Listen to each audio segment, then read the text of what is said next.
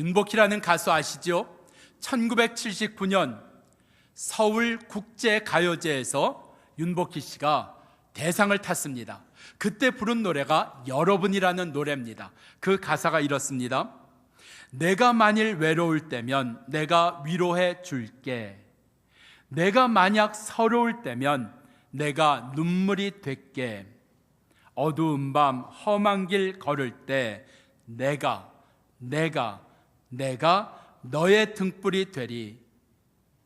허전하고 쓸쓸할 때 내가 너의 벗이 되리라. 나는 너의 영원한 친구야. 나는 너의 형제야. 나는 너의 영원한 노래야. 나는 너의 기쁨이야. 근데 이 노래가 요즘 다시 떴습니다. K-팝 스타라고 하는 그 프로그램에서 16살 재미교포인 유제이 양이 허스키한 목소리로 이 노래를 다시 불렀는데 얼마나 이 노래가 위로가 되는지 몰라요. 여러분, 서러움을 겪어보셨습니까? 언제 서럽다고 느껴지던가요? 첫 번째가 배고플 때입니다. 배고픈 서러움보다 더한 서러움 없다, 그렇게 이야기하는데 이거는 해결이 됩니다. 우리가 배불리 먹게 되면, 무엇이든지 내가 먹게 되면 이 배고픈 서러움은 없어집니다. 그런데 우리 가운데 혼자 되었다고 하는 서러움, 버림받았다고 하는 서러움, 이거는 우리 가운데 해결되지 않습니다. 내 속에서 버림받았다고 느껴질 때 없을까? 혼자 되었다고 느껴질 때 없었을까? 가족 안에서 말입니다. 직장 안에서 말입니다. 아니, 세상 안에서 내가 버림받았다는 생각이 들 때 나는 도대체 어떻게 살아야 될 것인가? 오늘 우리 속에 여러 모양으로 주어지는 서러움이 있습니다. 그런 서러움 가운데 오늘 하나님의 말씀이 들리고 하나님의 말씀이 생각나는 은혜가 우리 가운데 있기를 바랍니다. 그래서 우리로 하여금 이런 서러움 속에서, 이런 아픔 속에서 우리를 건져내신 하나님의 역사가 있는데, 하나님이 우리 가운데 그런 서러움 속에서 나오게 하시는 하나님께서 길을 열어주시는 역사가 있는데, 하나님이 열어주심에도 불구하고 길을 잃어버린 사람이 있습니다. 오늘 말씀 보면 언제 내가 하나님이 주시는 그 길을 잃어버리는 것일까? 은혜를 잃어버리는 것일까? 말씀을 잃어버리는 것일까? 하나님께서 내게 역사하시고 도와주시고 치료해 주시고 어떻게 해서든지 붙들어 주기를 원하시는데 내가 잃어버린 하나님의 은혜가 뭔가? 언제 내가 이런 하나님의 역사를 잃어버리게 되는가? 9절 말씀입니다. 자기를 의롭다고 믿고 다른 사람을 멸시하는 사람입니다. 이때 하나님이 주시는 길을 잃어버립니다. 살려주시는 길을 잃어버립니다. 은혜 주시는 길을 잃어버립니다. 하나님 가까이 부르시는 그 하나님의 길을 잃어버립니다. 언제요? 자기를 의롭다고 믿고 남을 멸시할 때 말입니다. 하나님의 말씀을 우리가 계속 읽어보면 하나님 거듭 반복해서 우리 가운데 말씀하시는 게 있습니다. 무엇을 얘기를 하는 걸까요? 이 문제에 대해서는, 이것에 대해서는 하나님이 절대로 단 1%라도, 아니 0.01%라도 하나님은 양보하지 아니하시겠다 하는 하나님의 의지가 나옵니다. 우리가 사람과 이렇게 상대해서 다툼이 있거나 좀 이렇게 사람과 우리가 논쟁을 벌이거나 할 때 우리가 이런 말을 듣는 경우가 있습니다. 당신 상대를 잘못 골랐어. 당신 나한테 이러면 안 되는 거야. 당신 나 이렇게 한테 하면 안 되는 거야. 상대를 잘못 골랐어 하는 이야기가 나옵니다. 드라마에서 들은 것 같아요. 얼마나 그때 철렁하잖아요. 하나님을 상대로 해서 싸우면 안 된단 말입니다. 하나님이 은혜 주실 때, 하나님이 붙들어 주시고 하나님이 인도해 주실 때 내가 돌이켜야 되고 내가 그 말씀을 따라야 되는데, 그 하나님에 대해서 내가 혹시 내가 사람을 무시한 것 없었을까? 멸시한 것 없었을까? 내 자신을 의롭다고 생각한 거 없었을까? 이것이 바로 내가 하나님을 상대로 해서 고집을 부리고 있다는 겁니다. 하나님을 상대로 해서 돌이키지 않고 있다는 이야기입니다. 하나님을 상대로 해서 말씀을 따르지 않고 있다는 이야기입니다. 내 마음을 바꾸지 않았다는 이야기입니다. 우리 가운데 마음 바꾸고 싶지 않을 때가 있어요. 끝까지 가보고 싶을 때가 있어요. 어떻게 해서든지 한번 내 주장대로 해보고 싶을 때가 있어요. 근데 그 상대가 하나님이 되면 안 된다는 이야기입니다. 하나님이 우리를 기다려 주십니다. 아멘. 하나님 우리에게 기회를 주십니다. 또 주시고 또 주시고 기다려 주시고, 하나님께서 그런데 하나님께서 딱 자르시는 순간이 나옵니다. 더 이상이 없는 순간이 나옵니다. 오늘 우리 가운데 바로 자기를 의롭다고 믿고 다른 사람을 멸시하는 자, 오늘 이러한 삶이 어떻게 이루어졌을까 하는 겁니다.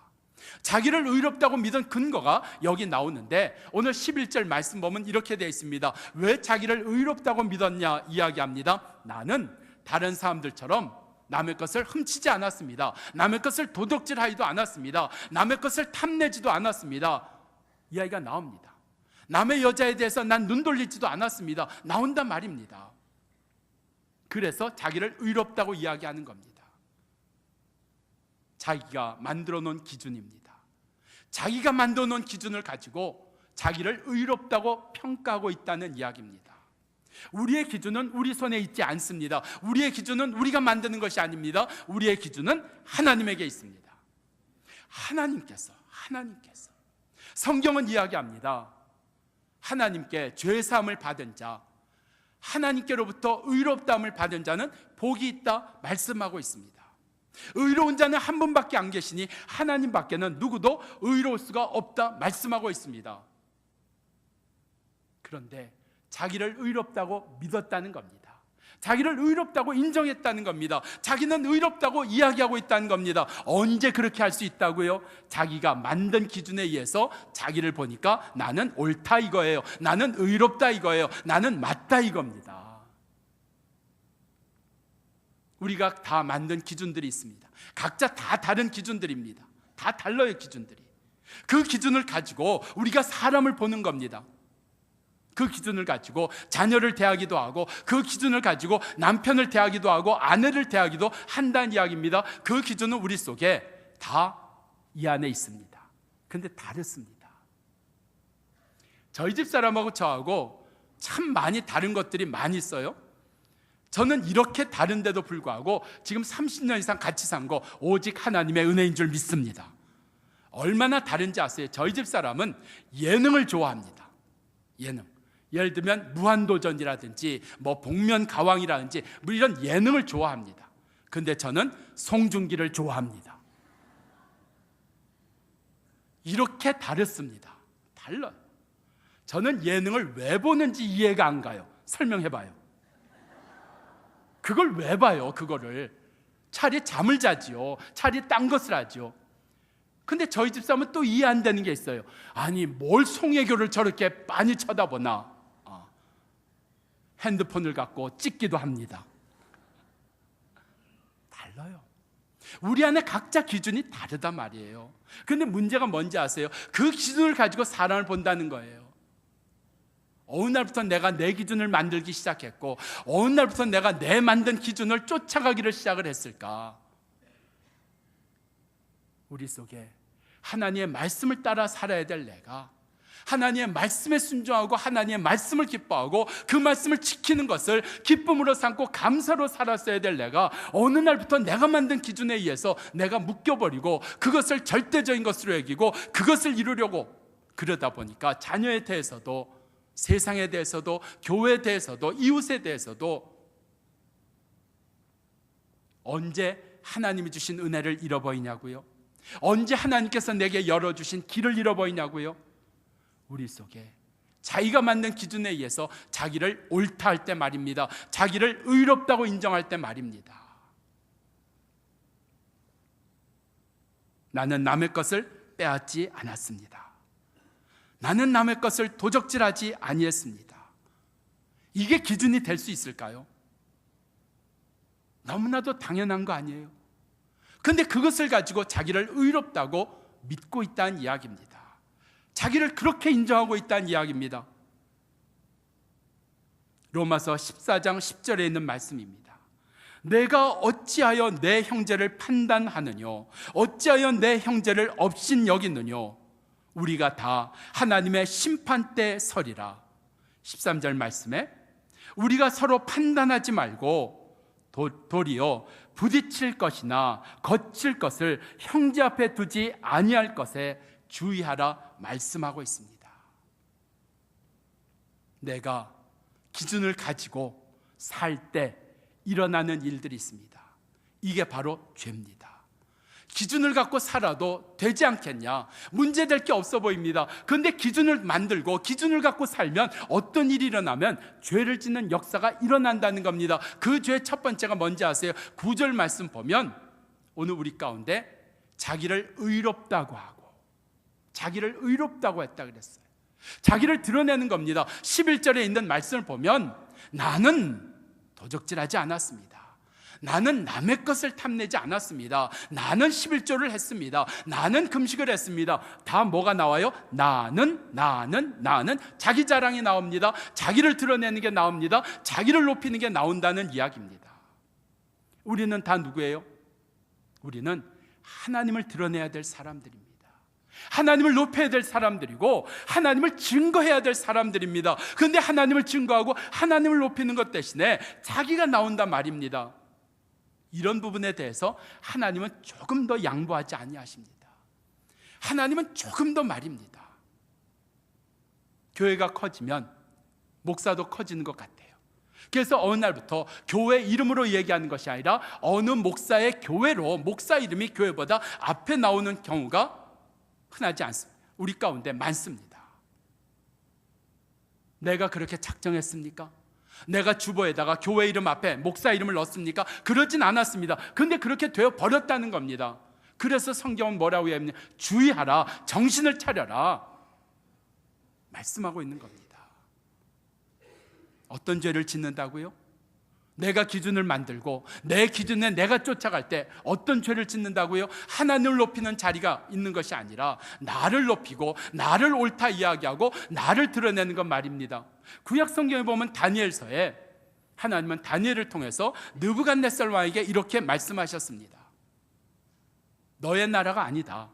너에게 내가 준 나라다. 그러기에 너는 내 뜻을 따라야 된다. 가난한 자를 돌보고 어려운 자를 돌보고 너는 겸손해야 된다 말씀하셨어요.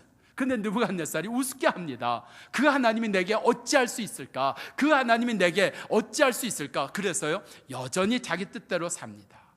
하나님께서 그를 들에 사는 들짐승과 같게 하셨어요. 이슬을 먹고 살게 하셨어요. 하늘의 별을 보고 잠자게 하셨어요. 모든 것을 다 잃어버리게 만드셨어요. 그런 다음에야 느부갓네살 왕이 깨닫습니다. 이 모든 나라가 다 하나님의 것인데 하나님이 주장하시고 하나님이 이루어 오신 건데 내가 했다고 이야기했습니다.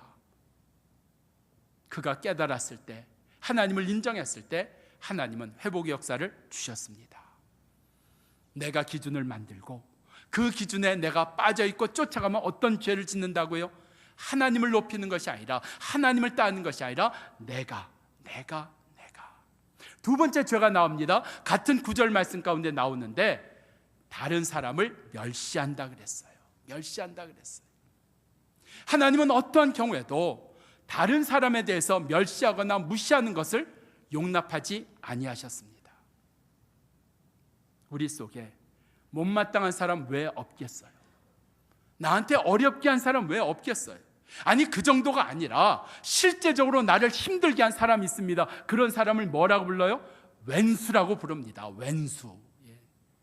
그 웬수가 왜 없겠어요? 웬수에 대해서 성경은 뭐라고 우리 가운데 말씀하고 있어요? 나를 해하고 나를 어렵게 한 사람들에 대해서 성경은 뭐라고 말씀하고 있어요? 로마서 14장 7절 말씀입니다. 우리 중에 누구든지 자기를 위하여 사는 자가 없고 누구도 자기를 위하여 죽는 자가 없다 했습니다. 8절에 우리가 살아도 주를 위해 살고 죽어도 주를 위하여 죽나니 우리가 주의 것이라 말씀하고 있습니다. 나 뭐라고요? 주의 것이라고요. 주의 손에 의해서, 주의 마음에 의해서, 주의 뜻에 의해서 움직이는 존재라는 겁니다. 그런데 주님께서 나를 통해 멸시하라고 하셨나요? 무시하라고 하셨나요? 그게 주님의 뜻이었나요? 그게 주님께서 내게 말씀하신 거였나요? 주의 말씀에 그렇게 되어 있나요? 아니요. 레위기 19장 18절의 말씀을 보면 예수님께서 이 말씀을 인용을 하시는데 이렇게 되어 있습니다. 원수를 갚지 말며 동포를 원망하지 말며 이웃 사랑하기를 내 몸과 같이 하라. 그리고 마지막에 뭐라고요? 나는 여호와니라. 나는 여호와니라. 우리 가운데 왜 미워하고 싶은 게 없어요? 왜 미워하고 싶은 게 없어요? 저희 아들이 몇 달 전에 그런 얘기를 해요. 이제 좀 틀림없이 공부 때문에 좀 잔소리하고 다퉜을 것 같아요. 그 이야기 하다가 이 녀석이 이렇게 한마디 합니다. 아버지가 날 위해 해준 게 뭐가 있어? 자, 이럴 때는 어떻게 돼요? 얼굴에 미소가 나오고 내가 주님 앞에 무릎 꿇어 주여 나를 깨닫게 해주셔서 감사합니다. 아들을 통해서 하나님이 나를 깨닫게 해주시는군요. 주님, 제가 깨달았습니다. 내가 아들을 위해서 이렇게 한 게 없습니다. 이렇게 됐을까요? 아니요. 저 녀석 굶겨, 저 녀석 학교 보내지 마, 저 녀석 아무것도 해주지 마, 핸드폰 떼서 다 하고 싶은 거예요. 핸드폰 뺏고 싶고요, 밥 주고 싶지 않고요, 내쫓고 싶은 거예요. 내가 해준 게 없다니요. 내가 해준 게 없다니요. 그거 푸는데 한참 걸렸습니다. 얼마 전에 아들이 이렇게 얘기해요.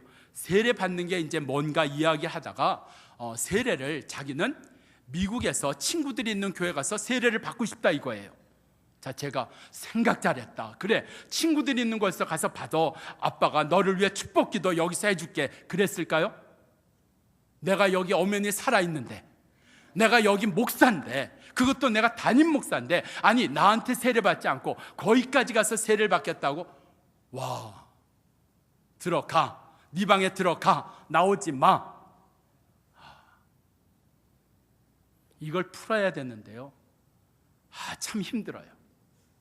제가 뭐라고 해야겠습니까? 미안하다고 해야 되잖아요. 미안하다고 해야 되잖아요.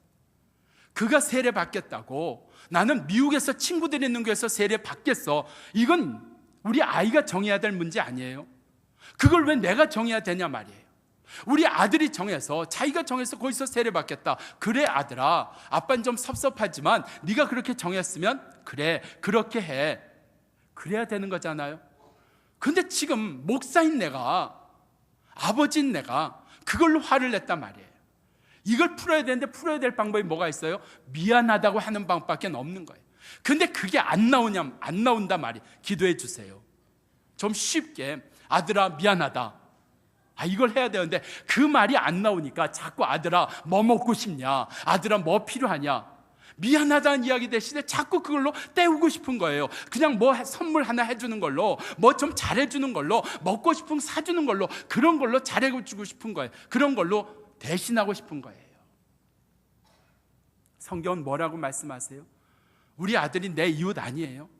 내가 사랑해야 되고 내가 귀하게 여겨야 되는 존재인데, 그것도 내가 목사인데, 성경은 너희 동포를 미워하지 말라, 내 이웃을 내 몸과 같이 사랑하라, 이것이 여호와의 말이니라 말씀하고 있습니다. 로마서 13장 10절에 있는 말씀을 보면, 사랑은 이웃에게 악을 행치 아니하나니 그러므로 사랑은 율법의 완성이라 말씀하고 있습니다. 제가 얼마나 찔렸는지 상상이 가세요? 내가 이렇게 살았는데, 내가 이렇게 했는데 내가 설교를 해도 될까? 내가 설교해도 마땅할까? 이런 생각이 들 때는요, 무슨 마음이 드는지 아세요? 그냥 용서하시고요, 그냥 갑자기 아파갖고 병원에 실려가서 그날 설교를 못하는 겁니다. 그럼 내가 얼마나 편할까? 얼마나 편할까? 내가 말씀대로 살지를 못했는데 내가 설교해야 된다는 게 어떤 때는, 용서하세요, 내가 하나님 앞에 벌을 받는 것 같아요. 내가 말씀을 따르지 못했는데, 내가 말씀대로 살지 못했는데 이 말씀을 전해야 되는 게 얼마나 괴롭고 힘든지요. 그 아들한테 한 것이, 다른 사람들한테 내가 했던 것이 생각이 안 나면 참 좋겠어요. 그리고 그냥 자신 있게 설교할 수 있을 텐데, 그게 생각이 1부 끝나고 나고 2부 예배 끝나고 나고 이 3부 예배 시간에 또 이 생각이 나는 거예요. 형 버린 거 맞는 것 같아요. 하나님이 벌 주시고 징계하시는 거 맞는 것 같아요. 근데 그 징계가 나를 고치시고 하나님께서 나를 돌이키시는, 살 길을 주시는 하나님의 은혜라고 믿습니다.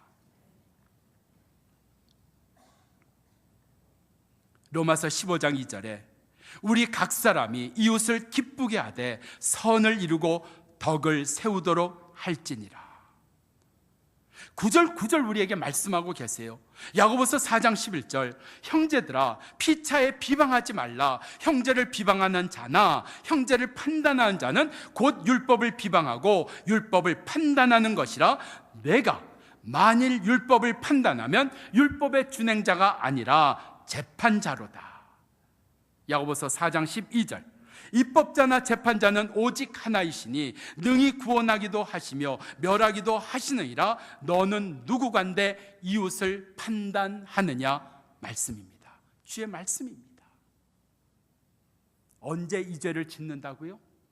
내가 기준을 만들고 그 기준을 내가 쫓아가고 그 기준으로 나를 볼 때, 그 기준으로 다른 사람을 볼 때 다른 사람을 멸시하고 무시하는 죄를 짓는다는 겁니다. 이 다른 사람에 대해서 어떻게 해야 될 것인가? 내 자녀에 대해서, 아내에 대해서, 남편에 대해서, 부모님에 대해서, 우리의 형제들에 대해서 내가 어떻게 해야 될 것인가? 성경은 분명히 말씀하고 있습니다. 오늘 우리에게 길을 잃어버렸다, 길이 없다고 하는 자리에서 오늘 이 말씀이 우리의 사는 길 되기를 축원합니다.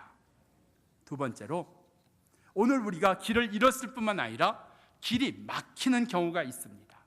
12절에 보면 길이 막히는 때를 우리에게 말씀하고 있는데 이렇게 바리새인이 이야기합니다.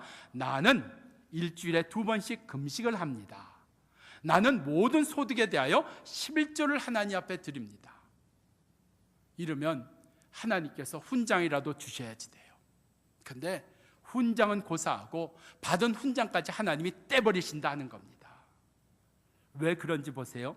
우리가 금식이라고 얘기를 할 때 금식이 뭡니까? 밥 안 먹는 거, 굶는 거, 음식을 안 먹는 거, 이걸 금식이라고 얘기를 합니다. 그래서 금식을 오래 한 사람에 대해서 우리는 존경을 한다든지 좀 이렇게 끔뻑 죽는 게 있어요. 하루 이틀밖에 금식을 안 해본 사람이 일주일 금식한 사람 만나면 할 말이 없습니다. 할 말이 없어요. 나보다 계급이 높은 것 같아요. 열흘 금식한 사람이 20일 한 달 금식한 사람을 만나면 끔뻑 죽습니다. 야, 어떻게 20일씩 금식을 다 해? 어떻게 한 달씩 금식을 해? 나는 겨우 3일밖에 금식을 못 했는데. 그러니까 금식이 뭐예요? 오래 하면 실력이 좋은 것처럼 생각이 들어요. 성경을 찾아봅시다. 금식 오래 하라 그랬어요? 금식 20일 한 사람 존경하라 그랬어요? 한 자도 나오지 않아요. 금식은 오래 한 것에 대하여 성경은 전혀 우리에게 이야기해 주지 않아요. 오래 했다는 것은 그만큼 간절하고 자기의 기도 제목이 있기 때문에 그렇게 한 것이지, 그것이 하나님께 인정을 받고 그렇게 오래 하면 더 특별하고 능력 있는 것을 이야기하는 건 아니다 하는 겁니다. 금식했어요. 그것도 어쩌다 한 번 한 것이 아니라 자주 했단 말입니다. 정해놓고 했다는 이야기입니다. 얼마나 특별한 사람이, 얼마나 귀한 사람이에요. 그런데 하나님은 바로 이렇게 금식하면, 이렇게 11조를 하면 너의 길은 막혀 말씀하고 있는 거예요. 몇 년 전에 저희가 금년에도 고난주간 동안에 금식할 겁니다. 세게 금식할 겁니다. 세게 금식한다는 이야기가 뭘까요? 목사님 보통 48시간 금식하자고 했는데 이번에 세게 하신다니까 일주일 금식 시키시려나? 아니에요. 금식은 기간에 있지 않습니다. 기간에 있지 않습니다. 얼마나 내가 오래 금식을 했냐, 이것 말씀하고 있지 않아요. 우리 청년들이 금식을 하면서 SNS에다가 자기 금식하는 거에 대해 이제 올렸어요. 금식할 때 내가 먹는 물병이야 올려놓고. 그런데 목사님, 금식 끝나는 시간이 언제예요? 토요일 날 새벽이라고 얘기하는데 새벽이 몇 시를 얘기를 하는 거예요? 새벽이 5시를 얘기를 하는 거예요? 아니면 토요일이 자정이 넘어간 시간을 새벽이라고 얘기하는 거예요? 왜 그 시간을 따질까요? 왜 그 시간을 찾을까요? 금식 끝나고 밥 먹으려고. 언제부터 내가 먹을 수 있을까? 그리고 나누는 이야기가 이겁니다. 나 금식 끝나면 이거 먹을 거야. 금식하는 동안 뭐 했어요? 무엇을 먹을까? 그게 금식하는 동안 한 일입니다. 그 금식이 금식일까요? 아닙니다. 나 금식 끝나면 나는 죽도 먹고 밥도 먹고 냉면도 먹고 나는 치킨도 먹고 피자도 먹고, 이건 금식이 아니란 말입니다. 근데 우리는 밥을 먹지 않았다, 음식을 먹지 않았다, 심지어는 나는 완전 금식을 할 거야 하는 분들이 있어요. 그래서 뭐 이틀이나 3일 금식할 때 나는 물도 먹지 않을 거야. 그래요. 물도 먹지 않고 금식하면 하나님이 박수 쳐 주실까요? 성령님께서 무엇이든지 구하라 그렇게 말씀하실까요? 아니에요. 금식은 기간에 있지 아니에요. 금식은 내가 물도 먹지 않았다, 난 소금도 먹지 않았다, 그걸 얘기하는 게 아니란 말이에요. 성경을 보세요. 금식이 무엇인가 하는 것을 우리에게 말씀하고 있습니다. 이사야 58장 말씀이에요. 3절. 우리가 금식하되 주께서 우리의 금식을 보지 아니하심이 어찌 미오며, 우리가 금식함으로 우리의 마음을 괴롭게 하되 주께서 알아주지 아니하심이 어찌 미뇨. 그때 주께서 말씀하십니다. 보라, 너희가 금식하는 날에 오락을 찾아 얻으며 온갖 일을 시키는도다. 금식하면서 뭐 했다고요? 자기 좋아하는 거, 자기 원하는 거, 자기 하고 싶은 거 다 했다고요. 금식한 동안 뭐 했다고요? 좀 배려도 해주고, 좀 너그럽게도 대해주고, 좀 위에도 줘야 될 자기와 함께한 사람들에 대해서 온갖 일을 다 시켰다고요. 이건 금식이 아니라고요. 주께서 받으시는 금식이 아니라고요. 4절 말씀에 보라, 너희가 금식하면서 뭐 했다고요? 다투며 싸우며 악한 주먹으로 치는도다. 너희의 오늘 금식하는 것은 너희 목소리를 상달케 하기 위함이 아니냐. 왜 우리가 금식해요? 이 기도가 하나님 앞에 상달되기를 원합니다. 응답받기를 원합니다. 하나님께서 역사해 주시기를 원합니다. 그것을 위해서 우리가 금식하면서 구하는 것 아니었어요? 그런데 금식하는 동안 뭐 했다고요? 다투며 싸우며 악한 주먹으로 쳤도다. 금식 아니라는 거예요. 하나님께서 금식한 동안 기도한 건 아무 소용없다는 걸 말씀하고 있습니다. 6절 같이 한번 읽습니다. 하나님이 기뻐하시는 금식이 무엇인가? 6절입니다. 시작. 나의 기뻐하는 금식은 풀어주며 끌어주며 자유케 하며 꺾는 것이 아니겠느냐. 이게 금식하는 동안 있어야 된다는 겁니다. 이웃에 대하여 그가 상처를 받았습니까? 그가 아파하고 있습니까? 그가 힘들어하고 있습니까? 하나님은 우리의 이웃에 대하여, 우리의 자녀에 대하여 우리가 해야 될 일들이 있는 것을 말씀하고 있습니다. 이것이 하나님이 받으시는 금식이라 했습니다. 7절 시작. 또 줄인 자에게 내 식물을 나눠주며 유리하는 빈문을 내 집에 들이며 벗은 자를 보면 입히며 또 우리의 친척 가운데, 우리의 이웃 가운데 정말 내가 도와줘야 되는데, 저 사람 나타나면 나 뭐 또 뺏길 거야, 나한테 뭐 더 해달라고 할 거야, 그래서 숨어 보이는 거, 나 없다 그래, 나 없다 그래, 나 안 맞다 그래. 하나님이 싫어하신다 그랬어요. 하나님 싫어하신다. 오늘 우리 속에 길이 막히는 게 따로 있지 않습니다. 내가 금식한다고 했는데 내 편한 대로 금식한 거예요. 나 좋은 대로 금식한 거예요. 성경은 이야기합니다.